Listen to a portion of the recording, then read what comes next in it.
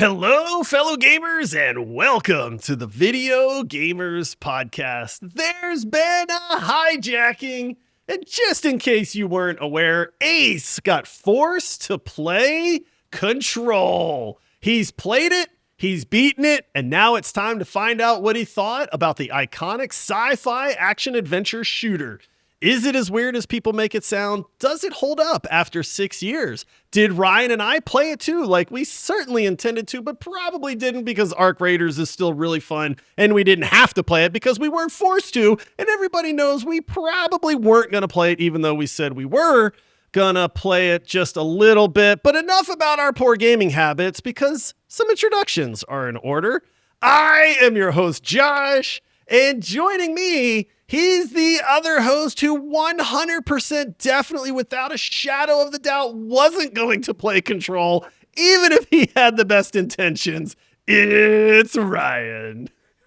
I will neither confirm nor deny if I booted it up and then did not play. So I plead the fifth. Oh, look I plead at you, the fifth. Mr. Overachiever, booting it up, fifth. Ryan. Wow. Oh, he installed it. Oh.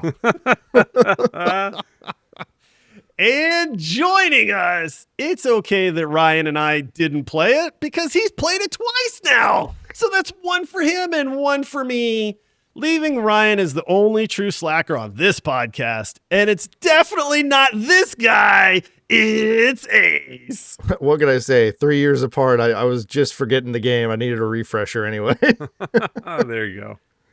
So in our defense, Ace, because, you know, we when we announced, so for people that are listening, for our Patreon supporters, for people that support this podcast, which you could do if you wanted to, it's very simple to do. It's like 2 minutes of your time, $5 of your money, and that's it. And now you're a supporter, and we shout you out on the show, and you get awesome like pre-episode like banter and behind the scenes stuff. And one of the behind the scenes things we do is we announce what the Hijack game is and who has to play it.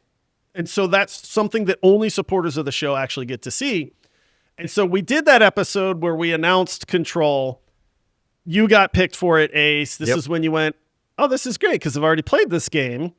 And then everybody went, whoa, we didn't know that. We're like, too late, suckers. You already picked it. But then at the same time, Ryan and I, with the best of intentions, right, Ryan? I mean, dude, when we said we were going to play it, like, I really meant it at the time. A super sweet looking sci-fi game with like telekinesis powers and kind of cool movement and stuff. Yeah, no, absolutely. We intended to play it. Yeah. All right. And those were really good intentions. Yes. But to be fair, Ryan, I will say it's really Ace's fault that we didn't play this game because Ace made us play a different game, didn't he? Didn't Ace come out and say, hey, guys, I really think you guys should play this game instead, which is Dispatch. So even though this episode comes out after that episode, it's all Ace's fault is really what it comes down to. It's Ace's fault that we didn't get to play Control. So no, I'm blaming Arc Raiders 100% on this. That no How control. Dare you, Ace? No Control got played because 90 hours were spent in Arc Raiders. Oh, Extract's here. Hey, I gotta go. You hear that noise in your sleep. Oh, dude, I do hear that noise in my sleep. I've said it to people on Instagram, and then I've told people in the chat on our Discord. If you're not there, you should join it. I hopped onto Battlefield because my son wanted to play. Dude, I went and tried to loot a red locker. I'm like trying to loot it, and I'm like, oh wait, I'm in the wrong game, dude. This is not Arc Raiders. I can't loot this locker, and I had to go run off, and then naturally I died immediately. But yeah, dude, that definitely held our attention. Oh man! All right, so but we're here for Control. We're here for Control today. We're here for Control. My emotional support.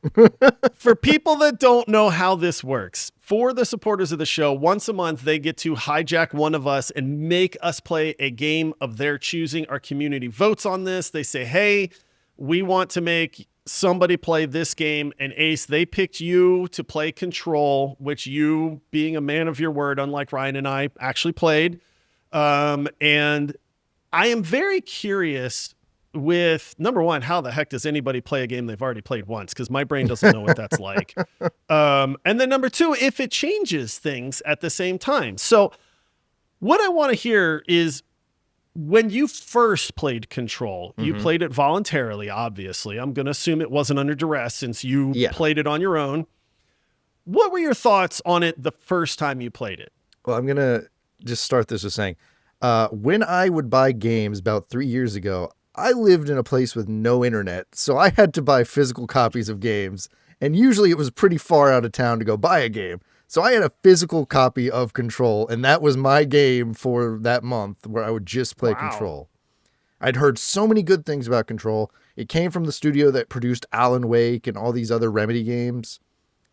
And I sat down, I pop it in, and the first thing I think is, wow, this is confusing. What is going on? And guess what? That doesn't change the second playthrough. It's still very much. Oh, it doesn't get any clearer?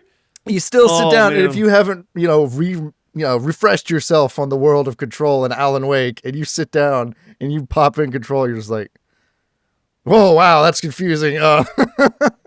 Because you start off as the main character, Jessie Faden. She is going to become the director of the Federal Bureau of Control, the FBC, which FBC, if that sounds familiar, Remedy put out a different game this year called FBC Firebreak, which is set in the same universe as Yes. Control. Which is post-it note obliterator, basically. Basically, 'cause all it's the not well monsters look received. like they It's have the only post-it Remedy notes. game I know of that was not super well received. But you find your way into the building, the Bureau of Control, looking for your brother that was taken from you when you two stumbled across this thing called an object of power, which are like, if you're familiar with like SCPs, Secure, Contain, Protects stories online, it's something like that. Weird objects that shouldn't exist in public because they're dangerous to society, so a secret society has to come and take them into containment. Like Annabelle the doll from the movie. If you want to go that simple, yeah, that would be a good That's simple? A demon-possessed doll is simple, Ace? Like, Compared to fine. SCPs Sorry of if it's statues. really that simple, you know? one. SCPs that are like weeping angels, and you look away from them and they snap your neck, things like that.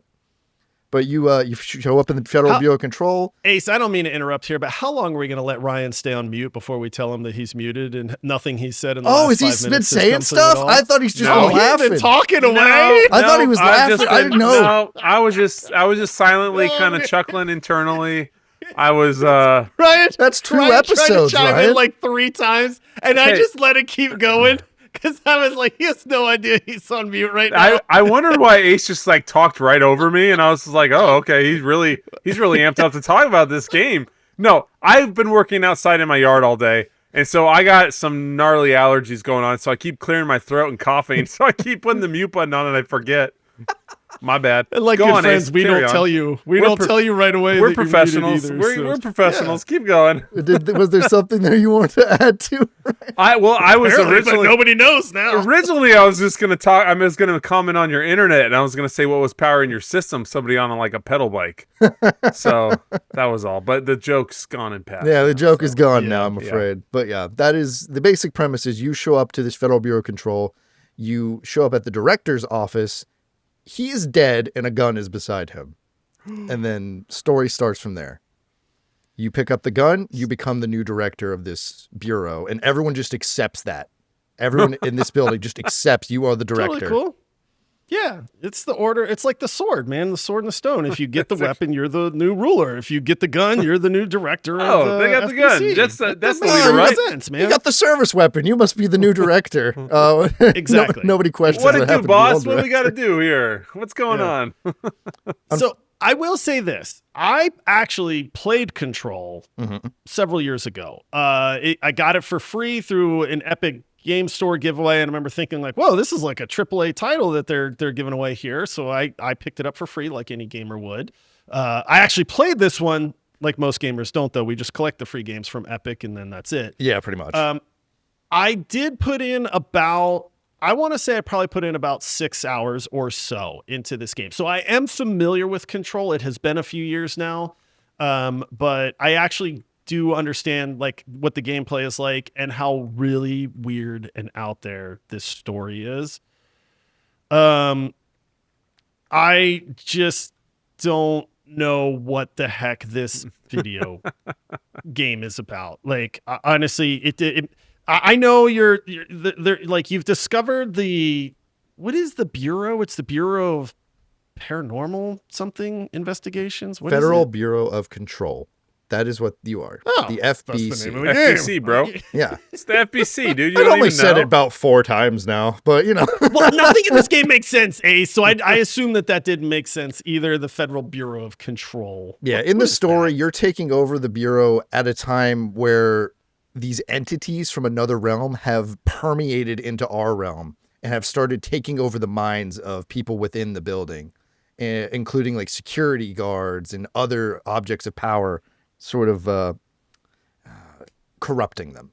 They're called the Hiss, for one thing, which is a really cool name for a villain. I kind of like that name, honestly. That is- Like a hiss is never a good thing. Like, you know. Well, I will say that's not very like.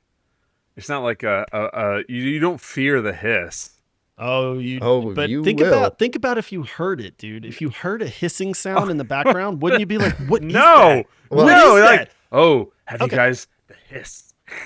Well, as you Yeah. encounter the Hiss, something Control does really well is sound design.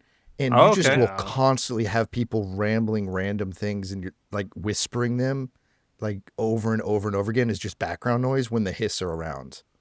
Oh, they're so just- they're like yeah. kind of manic and like And they're just repeating the oh. same sentences over and over and over again, overlapping, and it's creepy as all get out. That's that's really cool. There's a lot to be said for almost like the lack of audio design in a lot of games. So for people to like really put an effort into this, and we've talked about it recently with like Arc Raiders and Battlefield and a lot of these games where the sound is just, I mean, even Astrobot, the sound is just so good, it makes a difference.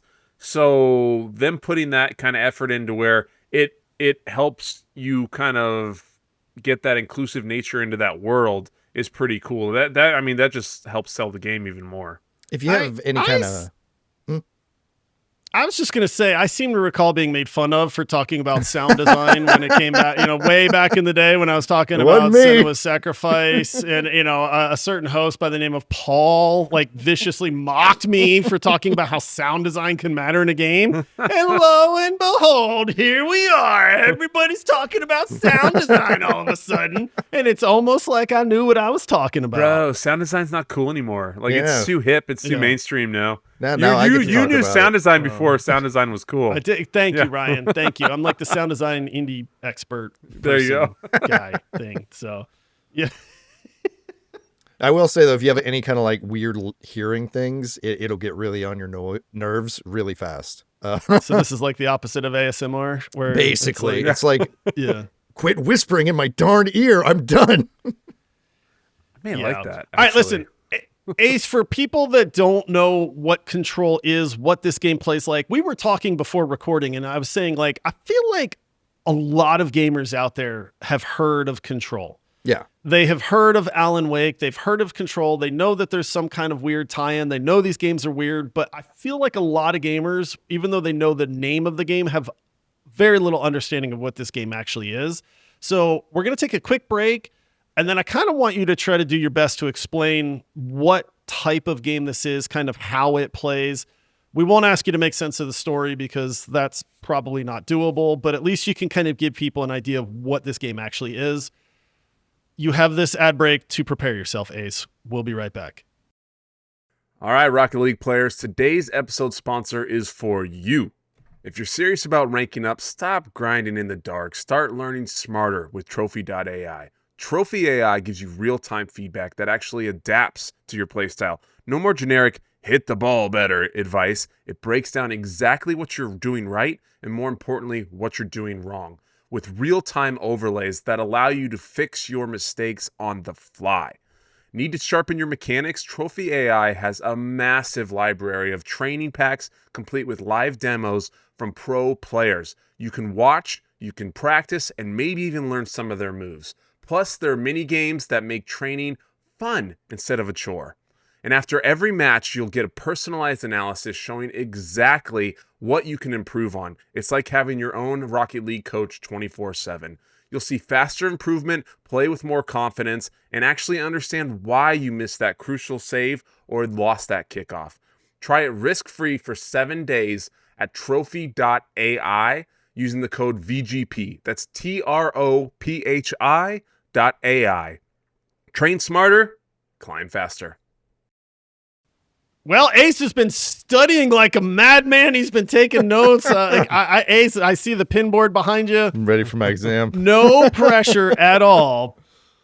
But please explain to us what the heck Control is, what kind of video game is this, and just make it make sense to people that don't know anything about it. Control is, in the simplest of terms, a single-player narrative action-adventure RPG kind of game, where you will work your way through these different levels of this Federal Bureau of Control. You'll go through maintenance. You'll go through, the labs. You'll go through a mine that's underground underneath. And you'll clear out enemies, and you'll gain experience points to level up and make yourself more versatile in combat, which is something Control does very well, is giving you ways to fight back. Because you're just a person. You're a person fighting this extra, terrestrial enemy, presumably, that is constantly trying to permeate your mind and just straight up gank you, honestly. But one of the perks of being the director of the Federal Bureau of Control and is the service weapon, which is not just a pistol. It can transform into all sorts of different things. It becomes a minigun. It becomes a shotgun. It becomes a freaking sniper rifle. And all you have to do is gather the materials by killing enemies to upgrade it and unlock these new forms. And it never runs out of ammo. Oh, there we go. Infinite ammo. Now we're talking. I will say this: the service weapon from Control, and that's just what they call it, is like the service weapon. Guns. I feel like that is one of those iconic like game weapons. Like honestly, they've done such a good job with this weapon. If you were talking about like what are some iconic video game weapons, like that one is in the running. It's up there for me, I would say. Yeah, it looks neat. It's like these kind of floating cubes that come together and interact with each other. And like you said, it can be a whole bunch of different things. But this is a major part of the game, and they did a really good job with making it adaptable and kind of fitting your play style and kind of how you want to approach just the game in general. You have other ways to approach combat as well, because the reason Jessie is not overtaken by the hiss is she is somewhat possessed by another entity known as Polaris. And Polaris is basically the polar opposite of the hiss, and it keeps it out of her brain, but also gives her telekinetic powers. And I will tell you, there is almost nothing more satisfying than hearing the thunk when you throw a rock at an enemy. Oh, yeah. The sound it makes is just crisp. And if you keep leveling up that telepathy, eventually, or not telepathy, telekinesis, right? I'm reading your brain. Your brain just says you want to kill me. No, telekinesis. Telekinesis. What do I do now? You keep leveling up that telekinesis, and to the point where eventually you can fly. You can pull up rocks from the ground to build a shield because you're squishy and you take a lot of damage. And then you could also just, once you get enemies low enough on health, you can just rip them from their place and throw them at the other guys. Yeah. Control has all sorts of ways to approach combat. I was going to say that's one of the things that I remember about Control was this is one of those games where it's like you kind of play it how you want to play it, almost like BioShock in a way. Very BioShock to where in a it's way. like if you want to lean into like the telekinesis side and the power side of things and how you can manipulate the things around you and fling enemies at each other, you can do that. If you want to play it more like a shooter, again, you can upgrade the service weapon and change that into a shotgun or something like that. Yeah. You don't need to use everything in your kit altogether, but it definitely makes the game like more fun when you start shooting something and then telekinetically throwing a desk into one of the bad guys and knocking them away and stuff like that too. Like I do remember thinking the combat in this game is fun. I don't think it was necessarily anything new in that sense of like they really added some kind of crazy element to this, but it's all done very well. Like when you fling something at one of the guys, like it feels like you're using telekinesis to just fling something at him and then he goes flying backwards, and it's very satisfying in that regard. Yeah, just the whoosh thunk when you throw something like you. I saw something, because it is an action RPG style, like it was a comparison to, this isn't Kratos's Leviathan axe, but it also feels like this is your weapon. Like you can sit and you can throw things and you can throw enemies or pull enemies or do that stuff. So I love that aspect. So for it to be, I'm an action RPG guy. So for it to be that kind of fluid, crisp combat to where you can use the gun or you can do it with these other methods to kind of navigate whatever level you're on in the moment. That's very enticing for me. It did. I watched a lot of gameplay. I did not play, but but what I saw looked really neat. Like how you could utilize your telekinesis powers. It was cool looking. And the game has a lot of enemy variety too. You're not just gonna at first you're just gonna run into these little grunts. These like guys with guns who are firing back at you. But eventually you'll run into guys who are flying, and these other dudes who will fly behind them and they're suicide bombers. They're just gonna go straight for you, and if you don't kill them first, they're gonna blow up and do a ton of damage to you. And nothing does more damage in this game than explosives. One of my favorite things to do in this game is early on they introduce the guys who just shoot rockets at you. You can grab the rockets out of the air and throw them right back at them. Yeah, that's real satisfying. Kind of some like Spider-Man, like grab the rocket will fly by you, and you'll throw your hand up to grab it, and it'll go. You just throw it right back at him. You just see a massive explosion. So, it's an action adventure RPG. You can get upgrades, you can get new skills, you get new weapons, that kind of thing. The combat, like I said, is good. I wouldn't say it's like fantastic or anything, but it's absolutely serviceable. No, it makes the game enjoyable. Very well together, though. Right, the kit exactly. in its entirety makes it very well put together. I wouldn't say it's very standout compared to I'd rather be playing Kratos with the Leviathan axe. I wouldn't give him this kit, but it works very well for this game. So I think one of the things with Control, when I think about Control, the thing that stands out to me, or at least comes to mind first for me, is the visuals in this game. Mm-hmm. Like, this game has a very neat visual style, and I don't mean the artwork, because it looks like a kind of just a realism type game. But even in the trailers, they show when she goes into the Federal Bureau of Control, when she finds this kind of mythical place, everybody's floating in the air. Yeah. And it's the whole game is kind of presented in this really weird sort of way.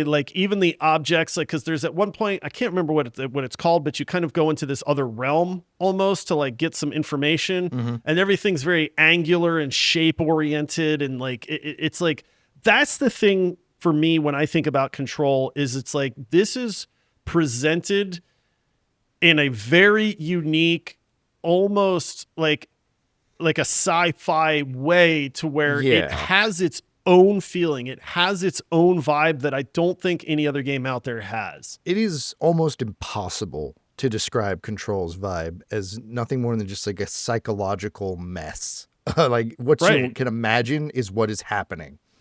There is, That's wild. You enter, like you said, you enter that other world where sometimes to get to that other world, you have to go through another object of power, which is a light switch. You click it 3 times. It takes you to this motel out in the middle of nowhere. You have to solve the puzzle, get the key, and open the door just to get where you're going.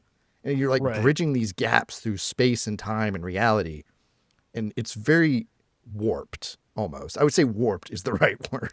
That's a good way of putting it, because everything's grounded in some sort of reality, but it is just really, really warped reality. It's a very warped That's honestly reality. a good way of putting it. It's that's a good one, yeah. One of the standout things is, we were talking about this a little bit before, was the ashtray maze, which was a very popular section of this game.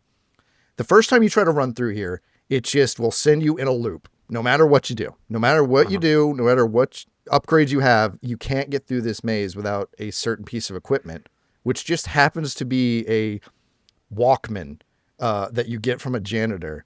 So he tells you to put the music on and try to go through the maze again. So she stands at the start of the maze.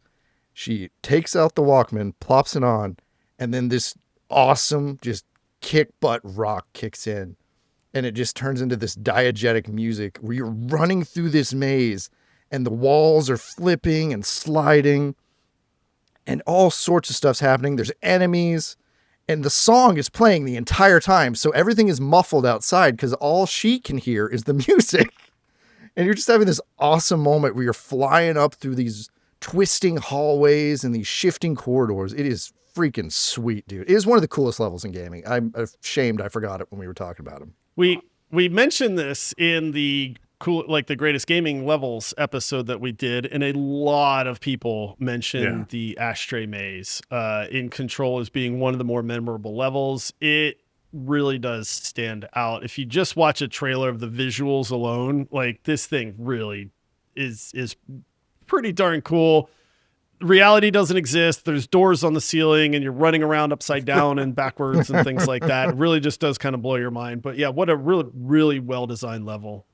That's cool. I'm curious now, Ace, with like, you know, having played it prior, you know, a few years ago, and now having this refresher run, and with where we are with gaming today, and like you being able to play this, like, what's kind of like, what was your take on it compared to what you did prior? Like, are you feeling better about it, worse about it? Like, where are you at? I hate to say that I feel a little worse about it just because I've played better paced games and, you know, games that gave me more of carrot on stick. Like, you know, more do this because you get this, not go here because you get a save point sort of thing. Mm-hmm. It's not to say that Control is bad. Control is not bad. There's nothing bad about Control. It is definitely a standout game. But 3 years ago, if you'd asked me about Control, I would have probably told you it's in my top 15. Oh, wow. I don't. Oh, wow. Yeah. I don't think it's quite there anymore, but Control is a must-play game for people just so you can experience this surreal, warped world, especially if you're like a fan of the SCP archive stuff like I was talking about, because all that really stands out. So do you want me to give it a quick rating then?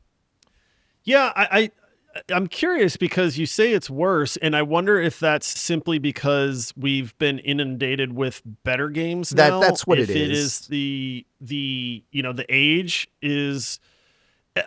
This is why I say, and again, I can't speak for more than my 6 hours of playtime on this, but like, I think the main thing with Control is that visual style that people remember. Mm-hmm. I remember thinking the gameplay is fine. It's nothing insanely good. It's nothing to write home about. It's not anything that is going to blow people's mind as far as the actual gameplay.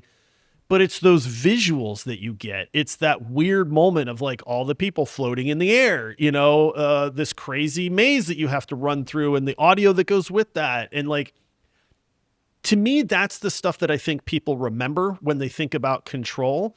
I think because the gameplay is serviceable enough that they don't think about the gameplay part, but that's kind of a shame in a little bit.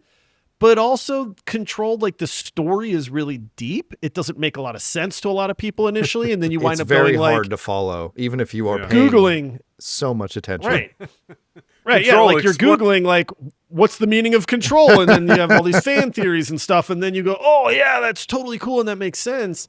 But yeah, so if you can do this, Ace, you said it was in your top 15. You say it's not as good now. How would you rate it now? After Rating having it played now, it a second time. I'm going to say it's an 8.8, which is still very high.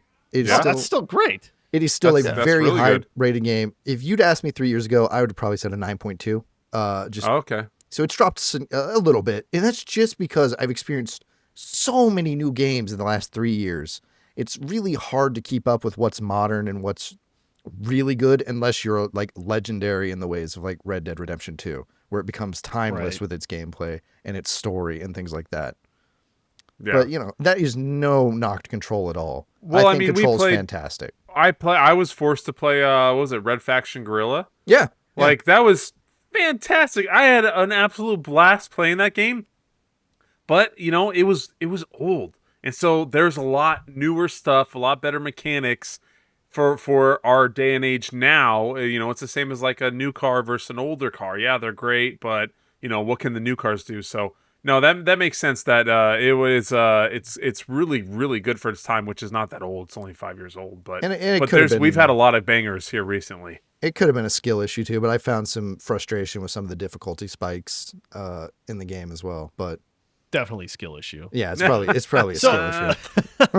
I can't heal. I can't heal anyone. Oh, you can't heal if you don't kill enemies. That's the only way to heal. You have to kill enemies to get drops to heal. Heal diff is like through the roof. Now, have you played the Alan Wake games, Ace? I've not. I want to, and I bought them, but I just because haven't they're played in the them. same you should buy the universe. Like skins, there's too. this contiguous universe. I played Alan Wake 2, not having played Alan Wake. I thought it was insanely well done presented game, but I got bored with it at the same time. Like it's pretty slow paced and stuff, but there's this whole like arcing world that Remedy Entertainment has kind of created between Alan Wake and Control and things like that. And I know there's a lot of people that really get into kind of the tie-ins and this whole universe that they've created as well.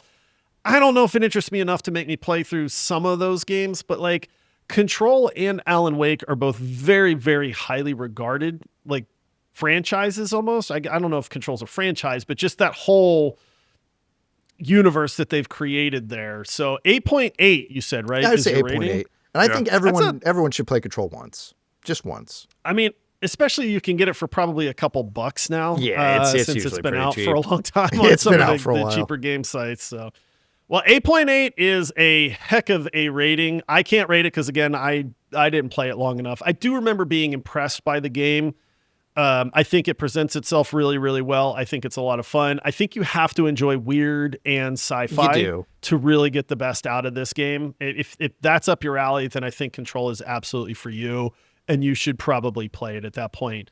If weird doesn't really do it for you, and you're more like Ryan, where you're like, I just want the action adventure, kind of that part of thing, I don't know if that has enough of a basis to really, really like wow you at that point. But I think altogether, it's definitely a memorable game. So, all right, well, 8.8 from Ace to all of our supporters that made Ace play this game. All of you out there are awesome. We will have a new hijacking for the month of December. Yep. And if you would like to be a part of that and have a say in which games we are forced to play, you can join our Patreon. There's a link in the episode description. It takes just a few minutes to sign up. There is no commitment. You can sign up for 1 month if you want to. It's as little as $5. I mean, nowadays that's nothing. You know, we got rid of the penny. Like I would say this is pennies now, but we don't even have pennies anymore. Nickels come next, dude. It's a very up small next. bit of money, but it really does go a long way for us to keep this podcast going to the world. So thank you to everybody that supports this show. If you would like to support the show, it's very easy to do. Check the episode description there. If you would love to talk about the episode or some upcoming games, find people to play games with, we have the best gaming community on the planet. Don't take our word for it. We have over 1,200 people that are in our Discord server. And when people join, they go, holy moly, you guys weren't joking, man. You guys are Everybody right. here is awesome. Like, I didn't believe you, but now I do. And then we go, The we told you, Oasis. man. Like, yes, it's the oasis of gaming. So come join us. It's fine to lurk. Talk about your favorite games, all that, but it really is an awesome community. And if it sounds good to you, you are the type of person that we want there as well. Remember to rate the show, rate us 5 stars, write us a review on Apple Podcasts, and there's a good chance we'll read it on a future episode. That's going to do it for this one, everybody. Until next time, happy gaming. See ya. Peace out.